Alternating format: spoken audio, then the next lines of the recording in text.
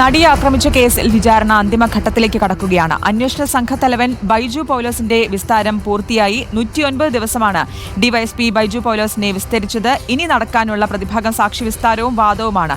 Ernakulam principal sessions കോടതിയിലാണ് വിചാരണ നടക്കുന്നത്.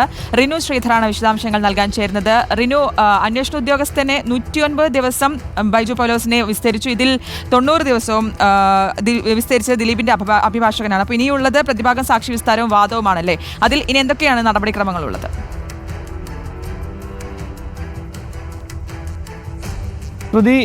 ശിശിര കൊച്ചിയിൽ നടിയെ ആക്രമിച്ചത് നമുക്ക് 2017 2017 ആരംഭിച്ച് ഇങ്ങോട്ടത്തേക്കും 2024 എത്തുമ്പോഴേക്ക് 7 വർഷം പിന്നിടുകയാണ്. ഈ 7 വർഷത്തിനുള്ളിൽ വിചാരണ പൂർത്തിയാകുന്നു എന്നുള്ളത് തന്നെയാണ് നമുക്ക് ഏറ്റവും പ്രധാനപ്പെട്ട വിവരമായി നൽകാൻ കഴിയുക.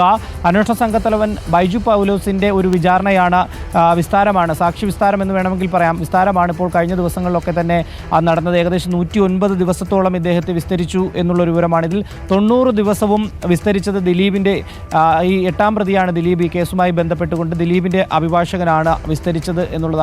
ഇനി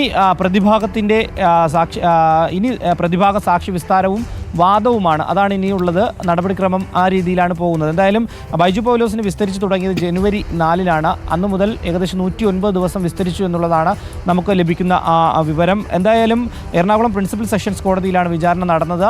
ഇനി നടപടിക്രമങ്ങൾ തുടരുന്നും. ശിശിരയും അതുപോലെ തന്നെ ശ്രുതിയൊക്കെ തന്നെ സൂചിപ്പിച്ചതുപോലെ നടപടിക്രമങ്ങൾ ഈ കേസുമായി ബന്ധപ്പെട്ടുകൊണ്ട് ഉണ്ട്. വിചാരണകൾ, പ്രധാനപ്പെട്ട സാക്ഷികളുടെ അടക്കം വിസ്താരം ഉണ്ട് എന്നുള്ളതാണ്. അത് കഴിഞ്ഞാൽ വിധി പ്രസ്താവത്തിലേക്ക് കടക്കുമെന്നുള്ളതാണ്. 2024 തന്നെ അതുണ്ടാകുമോ എന്നുള്ളത് നമുക്ക് നോക്കി കാണേണ്ടതായിട്ട് ഉണ്ട്. എന്തായാലും അതിവേഗത്തിൽ എന്ന് പറയാൻ കഴിയില്ല. എങ്കിൽ പോലും നടിയെ ആക്രമിച്ച കേസിൽ വിചാരണ പൂർത്തിയാകുന്നു എന്നുള്ളത് തന്നെയാണ് ഏറ്റവും പ്രധാനപ്പെട്ട കാര്യം. ശ്രുതി.